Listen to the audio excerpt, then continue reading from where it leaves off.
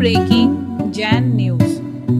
परम पूज्य मुनि श्री विशाल सागर जी महाराज, जो कि परम पूज्य आचार्य भगवान श्री विद्यासागर जी महाराज के शिष्य हैं और महाराष्ट्र प्रांत के पूना में सत्संग विराजमान हैं, से सुनिए आचार्य श्री और उनके बीच गुरु शिष्य वार्तालाप का वह संस्मरण कि आचार्य श्री अपने संग से शिष्यों की विदाई करने के लिए क्या करते थे। पूज्य मुनि श्री इसमें बता रहे हैं कि आचार्य श्री ने उन्हें संघ से विदा करने के लिए क्या कहा था और आचार्य श्री और उनके बीच इस संबंध में क्या क्या वार्तालाप हुई थी। लीजिए, जरूर सुनिए। कभी कभी आपके मन में कुछ प्रश्न उठते हैं कि जब शिष्य गुरु से विदा होता है ना, या यूँ कहें कि गुरु शिष्य को जब प्रभावना के लिए कहीं भेजते हैं या संघ से कहीं अलग विहार कराते हैं, तो क्या वहाँ का उस समय किस प्रकार की गुरुदेव सयुजा बिठाते हैं, क्या कह के शिष्य को आगे विहार कराते। आपके मन में ये सब जिज्ञासाएं उठती हैं। किसी ने मुझसे ये भी पूछा था कि आप लोग कैसे निकले, है ना, जानना चाहते हो हम लोग कैसे निकले है। तो चलिए आज इसी की चर्चा आपके सामने लाता हूँ। जब हम रामटेक में 2013 का चातुर्मास हुआ, उस चातुर्मास के दौरान बुद्ध गुरुदेव कुछ तरीके के संकेत देने लगे थे, लेकिन अपनी अल्प बुद्धि में वो संकेत नहीं आ रहे थे। लेकिन वह संकेत कुछ अन्य साधुओं के हिसाब से थे कि संघ में बहुत सारे साधु थे, तो गुरुदेव ये भाव रखते थे कि भाई आगे की प्रभावना कैसी होगी, संघ इतना बढ़ रहा है। तो ऐसे हम लोग गुरुदेव से कहा करते थे कि आचार्य जी कम से कम इतने साधु हों, कम से कम 108 साधुओं से साथ आपका विहार हो। तो हंस के कहते अच्छा 108, हमें नहीं मालूम था कि हम लोग कोई बाहर करने के चक्कर में 108 तो छोड़ दो। तो बस इतना मुस्कुरा के कहते हाँ हाँ देखो देखो, भावना भावमाला फेरो। उस समय 24 दीक्षाएं हुई। दीक्षा देने के बाद गुरुजी ने कुछ महाराज जी लोगों को संघ से प्रभावना के लिए बाहर भेजा। उस समय कुछ चर्चाएं ऐसी आई, तो हम लोग को लगा कि भाई कुछ लोग हंसी हंसी में कहते हैं आप लोग को भी भेजेंगे, हम लोग कहते नहीं नहीं हम लोग क्यों भेजेंगे, क्योंकि कोई भी अपने गुरु से अलग नहीं होना चाहता था। और वो गुरुदेव से तो बिल्कुल ही नहीं, क्योंकि गुरुदेव का तो इतना आकर्षण और गुरु जी के संग में रहने का जो आनंद है वह समोसरण जैसा आनंद था। उनके संग में रहने का आनंद निर्विकल्पता का आनंद था। उनमें साथ में रहने के आनंद का कहते कि जैसे माँ अपनी गोद में, बच्चा अपनी माँ की गोद में जैसे निश्चिंत होके रहता है, वैसे शिष्य उनके पास में रह के निश्चिंतता महसूस करता था। तो हम लोग ऐसे निश्चिंत थे, हम लोगों ने सोचा भी नहीं था कि गुरु जी के मन में क्या चल रहा है। और जब रामटेक से नागपुर गए तब तो और बेफिक्र हो गए कि अब तो कुछ नहीं होना है, क्योंकि जो कुछ होना था वो रामटेक से चतुर्मास के बाद जिन जिन महाराज जी को भेजना था उन्हें गुरुदेव भेज चुके थे। लेकिन गुरु जी के मन में कुछ और ही भाव था। वहाँ नागपुर पहुँचकर मंदिर की नींव रखी गई। एक 3 खंड का बड़ा भव्य पत्थर का जिनालय 10,000 स्क्वायर फीट का में बनना जिसको है, ऐसा महान जिनालय को गुरुदेव ने वहाँ पे रखा। और जब वहाँ से वापस रामटेक आए तो मार्च का महीना लग चुका था। जब मार्च के महीने हम लोग एक आध महीने जब बीता, मार्च बीतती बीतती 10-11 मार्च की वो घटना है जब हम लोग के साथ जो गुरुदेव की चर्चा हुई वो आपको रख रहा हूँ। तो गुरुदेव के पास ऐसे 11 मार्च की वह प्रातःकाल की बेला, पता नहीं था कि हमारे साथ ऐसा वज्रपात करके आएगी। और संयोग से उस दिन 1-2 दिन पहले कुछ मैं ऐसी ही घटना को देख रहा था, लेकिन कभी ऐसा संकेत के न अपन समय इतना नहीं लगाते मन में कि सोचते सब अच्छा होगा। संयोग की बात थी, दोपहर में मुनि श्री प्रसाद सागर जी महाराज को कहा कि जाओ वीर सागर जी विशाल सागर को बुला लाओ। संयोग की बात थी, उस समय मुझे दोपहर में थोड़ा सा दीर्घ संज्ञा के लिए जाना पड़ा, तो मैं वो कमरे में नहीं था, क्योंकि हम और वीर सागर जी महाराज एक ही जगह उस चातुर्मास में बैठे थे। उसी कमरे में हम लोग स्वाध्याय वगैरह करते, वहीं विश्राम करते, सामायिक साधना के लिए वही कमरे में बैठे। तो गुरु जी वहाँ कमरे में उसी चातुर्मास में 2-3 बार आए भी। छापा मारी अचानक हो जाए तो आप क्या करोगे? कुछ नहीं कर सकते, अब तो वही करेगा जो करेगा।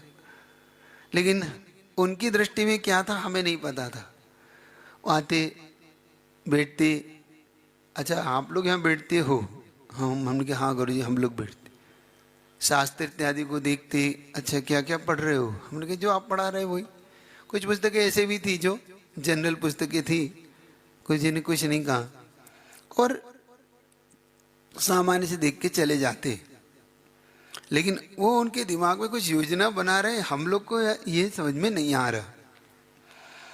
तो फिर जब उन्होंने 11 मार्च को बुलाया 2014 में, और बोला कि हम सब जब प्रसाद सागर जी वीर सागर जी पास पहुँचे कि महाराज को आपको बुला रहे हैं, तो वो आए तो आप आ जाना, दोनों एक साथ आ जाना।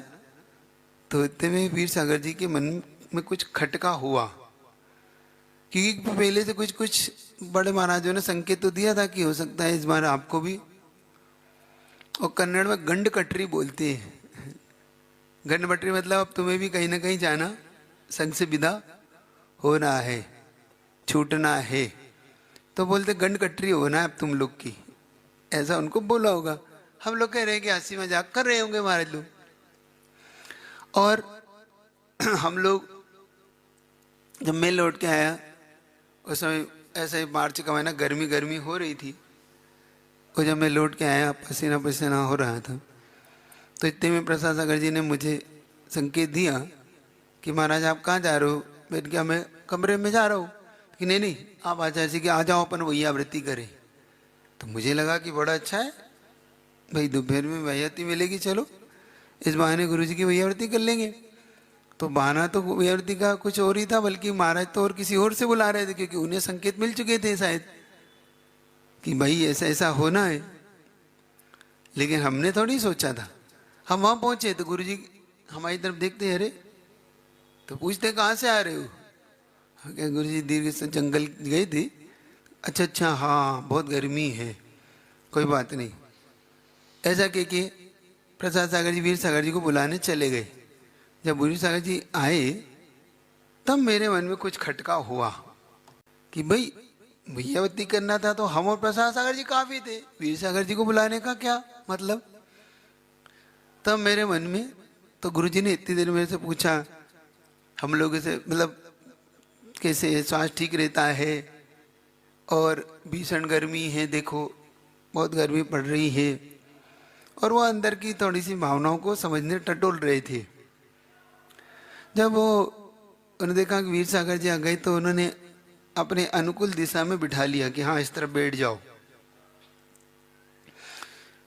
फिर मेरे मन में वो शांतिनाथ भगवान को जाप आने लगी कि भगवान आप ही बचाना, कुछ भी हो तो, क्योंकि लग तो कुछ गड़बड़, अब गड़बड़ कुछ लग रहा है। और मैं अंदर ही अंदर शांतिनाथ भगवान को याद करने लगा।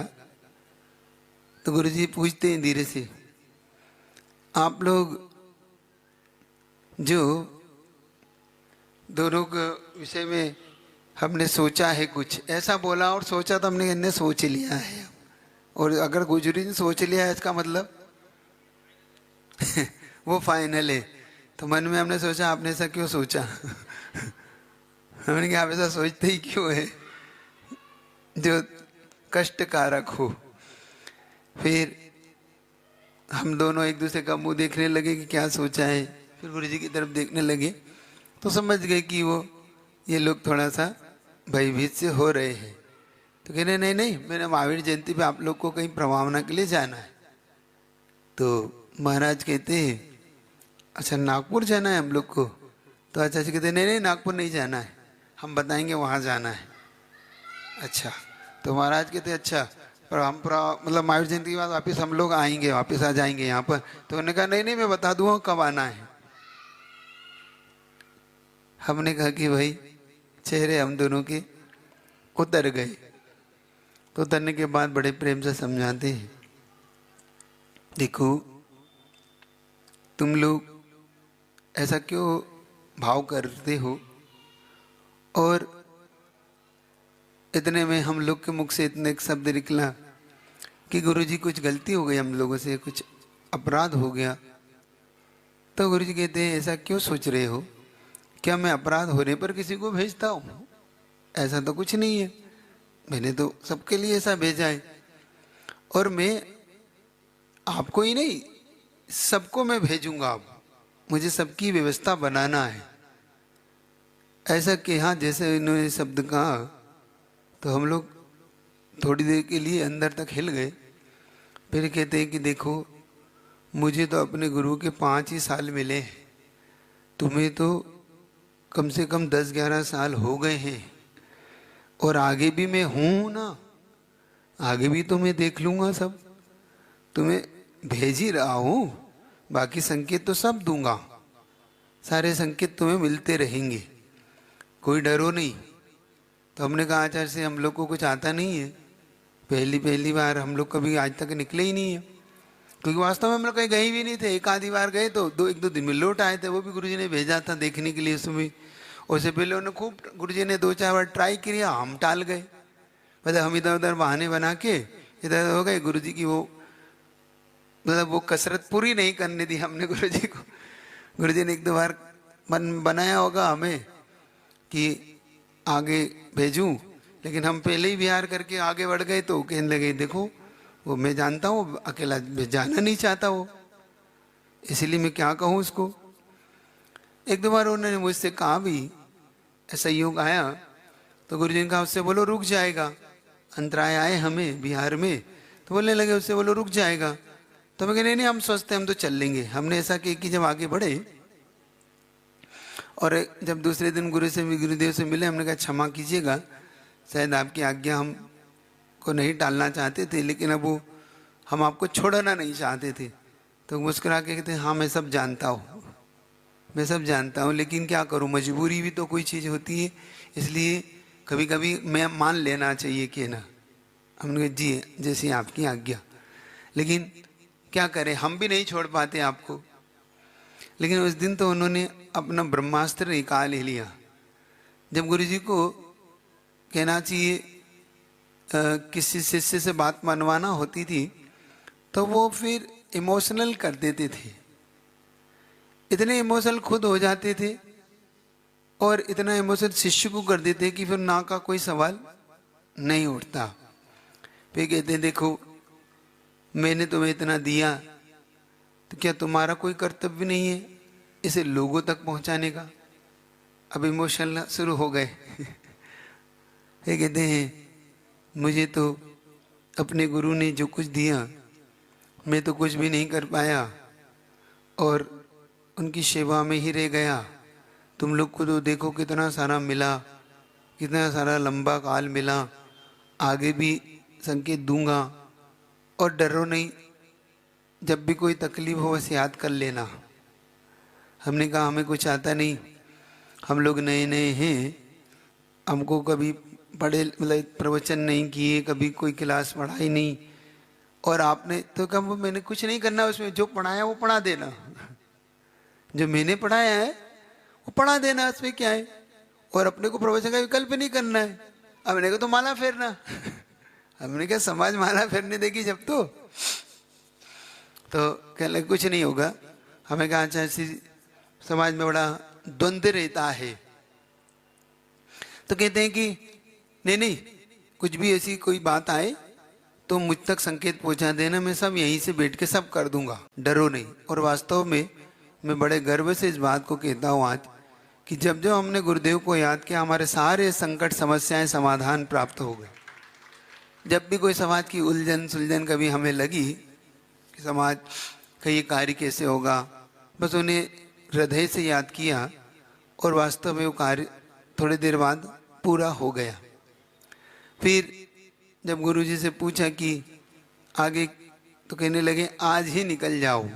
हमने कहा भाई आज कैसे निकल जाओ, अभी तो आप 2 बजे तो 2:30 बजे तो संकेत दे रहे हो और कह रहे हो 3 साढ़े 3 पे निकल जाओ, 1 घंटे में कैसे तो निकलेंगे। तो इतने में पूज्य वीर सागर जी महाराज ने कुछ दिशाओं को देख लिया होगा कि भाई ये दिशा में जाना है तो ये अभी समय ठीक नहीं है, 1-2 दिन बाद का दिशा ठीक है। तो महाराज हमारे कान में धीरे से कहते नहीं आज नहीं चलेंगे, आज मंगलवार है, अपन गुरुवार को चलेंगे, बुधवार बीच में है। तो गुरुदेव कहते हैं देखो भीषण गर्मी पड़ रही है, मार्च का महीना है, लंबी यात्रा है। तो हमने कहा जाना कहाँ है, यात्रा है तो लंबी है तो कहाँ जाना है।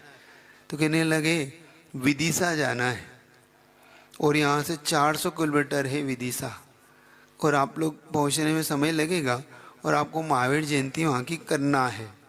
हमने कहा महावीर जयंती करना और 1 महीने का समय है, क्योंकि अप्रैल 10-12 अप्रैल को महावीर जयंती थी और 11 को आप कह रहे हो, 1 महीने का समय है। चलिए वो भी हम चल लेंगे, लेकिन गुरुदेव हम रुकना चाहते हैं 1 दिन, मतलब आज नहीं परसों निकल जाएंगे, ऐसा गुरुजी से कहा। तो गुरुजी कहने लगे देखो अगर आज नहीं जाओगे तो लोगों को पता पड़ जाएगा। तो हमने कहा कोई बात नहीं, पता पड़ जाएगा तो पता पड़ जाएगा, उसमें कौन सा कोई वो है, चोरी छुपे जाने का क्या फायदा है, जाएंगे निकल जाएंगे। और हम आपसे प्रॉमिस करते हैं हम रुकने को नहीं कहेंगे, लेकिन आप बस 1 दिन मौका हमें जरूर दो रुक। तो कहे नहीं नहीं मुझे भी निकलना है। तो हमने कहा अच्छा आपको भी निकलना है, क्योंकि हाँ मुझे रामटेक में थोड़ी रहना है कोई, मुझे भी तो बिहार करना है यहाँ से। तो पहले हमने पूछा कि आपको किधर जाना है भाई, आपको किधर जाना है। तो पहले वो बताते बताते रुक गए एकदम, नहीं नहीं मुझे बस जाना है। हमने पूछा आपको डूंगरगढ़ जाना है क्या। तो कहते नहीं नहीं डूंगरगढ़, हमें अमरकंटक जाना है आपको। तो कहते नहीं अमरकंटक भी नहीं जाना मुझे। फिर हम इनके बता भी नहीं रहे और पत्ते भी नहीं खोल रहे। हमने कहा कोई बात नहीं, अब हमने कहा अच्छा नहीं पूछेंगे, अच्छा नहीं लगता, गुरु से क्या पूछना। तो हमने कहा अगर आपकी अगर अनुकूलता हो तो जहाँ तक अगर जा रहे हो तो हम साथ में चलते हैं, रास्ते से जहाँ आपको आपकी मंजिल होगी आप चले जाएंगे, हमारी मंजिल में हम निकल जाएंगे। तो कहते हैं हाँ ऐसा हो सकता है, थोड़ा सा सोच के। फिर थोड़ी देर बाद मुझे लगा कि कहीं ऐसा ना हो ये साथ में हो ले, ये जिद करने लगे चलने की। तो कहते नहीं नहीं नहीं तुम लोग तो निकल जाओ, मैं अपने अनुकूलता से निकल जाऊंगा। हमें कहा ठीक है। तो महाराज बोले कि हमें आचार्य श्री परसों निकल जाएंगे गुरुवार को। तो कहने नहीं गर्मी बढ़ जाएगी। तब फिर हमने एक ऐसी लाइन गुरुजी के चरणों में रखी जिससे गुरुजी को शायद बाध्य होना पड़ा या उन्हें अनुमति देना पड़ी। हमने कहा गुरुदेव आपके श्री चरणों से छूट रहे हैं, गुरु से विदाई और बिछो में हम क्या मांग रहे हैं। गुरु से जब हम छूट ही रहे हैं तो क्या हमें गुरु से छूटने का क्या 1 दिन नहीं मिल सकता। ये लाइन ब्रह्मास्त्र का काम कर गई। तो गुरुजी कहने लगा कोई बात नहीं आप 1 दिन, फिर वो कुछ नहीं बोला कि ठीक है परसों चले जाना। तब हम परसों के हमें मौका मिल पाया। फिर हम गुरुवार तक गुरुदेव के चरणों में बहुत देर तक चर्चाएं करी, 2-3 दिन बढ़े, उससे गुजारे। मतलब एक एक पल को हमने जिया। कहते हैं जब आपसे छूटता है, जब आपसे व्यक्ति गुरुदेव ऐसी महान शरण छूटने लगती है तो आप उसे और कीमती बन के ज़्यादा से ज़्यादा उसका उपयोग करने लगते हो। वही हम लोग ज़्यादा से ज़्यादा गुरुजी के चरणों में रहे और बड़ी मुश्किल से जब तीसरा दिन हमारे सामने आया वह था 13 मार्च 2014 गुरुवार का दिन। हम लोग प्रातःकाल की बेला में गुरुदेव के चरणों में बैठे, बहुत सारी उनसे संकेत मांगे, उनसे कुछ अच्छी बातों को सुना। दोपहर में जब जाने लगे तो पूज्य ज्येष्ठ मुनि महाराज योग सागर जी महाराज से निवेदन किया कि महाराज कम से कम गुरुदेव के कुछ और भी और संघ को कुछ ऐसा ना लगे कि हम लोग कैसे क्या। तो उनका हाँ हाँ ठीक ठीक, मैं गुरुदेव से प्रार्थना करता हूँ। वो गुरुदेव के पास प्रार्थना की कि गुरुजी वो चाहते हैं कि आपका एक बार और आशीष मिले और संघ के सभी सदस्य को भी सामने आशीष मिले तो बहुत अच्छा रहेगा। तो कहा हाँ ये ठीक रहेगा। गुरुजी बोले ये ठीक रहेगा, सबको बुलवा लो। गुरुजी ने 2:15 पर सब महाराज को संकेत किया, सब महाराज वहाँ उपस्थित हुए। फिर गुरुजी ने अपना उद्बोधन कम से कम आधी पौन घंटे का पुनः दिया और बताया कि मैं अपनी आज्ञा से इन्हें भेज रहा हूँ और इन्हें संकेत मैंने दिया है, ये बाहर प्रभावना के लिए जा रहे हैं। उस बीच में एक ऐसी और घटना में जोड़ वो आपको सामने रख देता हूँ। हम 2 नहीं थे, 2 के बाद गुरुजी ने धवल सागर जी को और जोड़ा उसी दिन, जब जिस दिन संकेत दे रहे थे 11 मार्च को। तब अचानक कहते हैं आप लोग एक और कर देता हूँ। तो हमने कहा जैसे आपकी आज्ञा।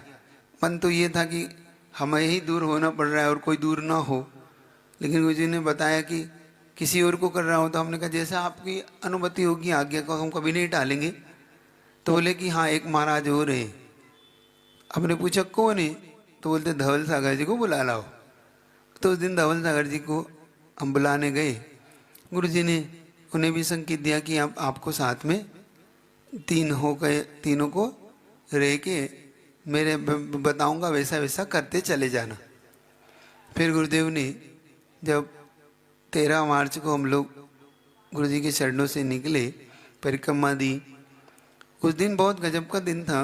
पहली बार ऐसा लग रहा था और गुरुदेव के चेहरे पे भी एक ऐसा भाव आ रहा था कि भाई शिष्य तो जाता है तब लगता ही है, लेकिन गुरुदेव के चेहरे पे भी अलग भाव झलक रहा था। और मुझे अच्छी तरह याद है उस दिन शायद 7-8 परिक्रमाएं की हमने, 3 नहीं की, क्योंकि रुक ही नहीं रहे थे पैर। ऐसा लग रहा था कि साक्षात हमारे सामने अरिहंत परमेष्टि बैठे हैं, साक्षात सिद्ध परमेष्टि बैठे हैं, साक्षात सिद्ध आचार्य परमेष्टि बैठे हैं। इनकी परिक्रमा करते चले जाऊं और ना जाने फिर इनके श्री चरण कब मिलेंगे। तो गुरुजी मुझे संकेत देके कहते अब रुको। फिर उनको रोका, वीर सागर जी को रोका। जब रुक के नमस्ते किया तो गुरुजी कहते पास में आओ। ऐसे कहते पास में आओ। हम पास में बचे, हम तीनों। तो कहते नमोस्तु करो। नमोस्तु करने के तीनों के सिर पे एक बार पीछे से आशीर्वाद दिया उन्होंने। उस दिन लगा कि बिन मांगे आपको सब मिल सकता है, मांगने पर भी वो आशीर्वाद नहीं दे रहे थे। तो मुझसे कहते इधर आओ। हमने कहा नहीं पहले इनको दे दो, बड़े हैं। उन्हें दिया, फिर हमें दिया। फिर महाराज आचार्य आशीर्वाद देते, फिर कहते अब जल्दी करो वरना लेट हो रहे हो, धूप बढ़ जाएगी, गर्मी बढ़ेगी। ऐसे करके गुरुजी ने बड़े उससे संघ से भेजा। समझ में आया कैसे विदाई होती है संघ से? बड़ा उहापोह होता है। गुरु को छोड़ना हम ही जानते थे वो कैसे छूट पाए हम लोगों से, लेकिन वो सिर्फ काया से छूटे थे, मन तो उनके चरणों में आज तक है और आगे भी ऐसा ही बना रहेगा जैसा उस दिन था। वो कभी भी छूट नहीं सकता। वो तो एक ऐसी अगम्य डोर होती है जिसे आप देखते नहीं है लेकिन होती है। पूज्य क्षमा सागर जी ने एक बहुत अच्छी कविता लिखी थी, वो मुझे आज तक याद आती है। उनसे मेरा संबंध हो चाहे दिखे ना, लेकिन ऐसा भी संबंध किस काम का जो दिखता तो है पर होता नहीं। मेरा उनसे संबंध हो चाहे दिखे ना, लेकिन कुछ लोग दिखता तो है पर होता नहीं है। ऐसा ही गुरुदेव से शिष्य का संबंध चाहे दिखता ना हो लेकिन उतना गहरा होता है कि वो आप लोग की पकड़ में नहीं आ पाता। और बहुत है गुरुदेव के बारे में। गुरुजी से विदा होकर जब हम लोग बाद में मिले 2021 में, जब पंचगणा कुंडल में, उसके बाद मिल पाए। वैसे तो हमने गुरुजी से कहा था कि आपसे 1 साल में मिल सके, आप ऐसा आशीर्वाद देना। कहते हाँ हाँ देखो देखो माला फेरो। हमें क्या माला फेरो नहीं मिलने वाले। बहुत कठिन होता था उनसे। तो बहुत पहले तो वो सब हाँ भर देते, लेकिन बाद में बहुत कठिन है उनको। वो जानते कि बार बार बुलाऊंगा तो ये बार बार यही रहने की बात कहेंगे। ऐसे वो धीरे धीरे उन्होंने फिर पूरा भारत भ्रमण जैसा ही करा डाला। वहाँ से राजस्थान, राजस्थान से हरियाणा, हरियाणा से दिल्ली, दिल्ली से यूपी, यूपी से फिर आगरा घुमाया, सहारनपुर, उत्तराखंड की बॉर्डर, फिर हरियाणा की बॉर्डर। वहाँ से उन्होंने जगाधरी वगैरह, ऐसा बहुत ज़बरदस्त क्षेत्र है वो, तो वो से घुमाते घुराते गुरु जी ने फिर महाराष्ट्र में प्रवेश कराया है। आप तक पहुँचे पूरा तक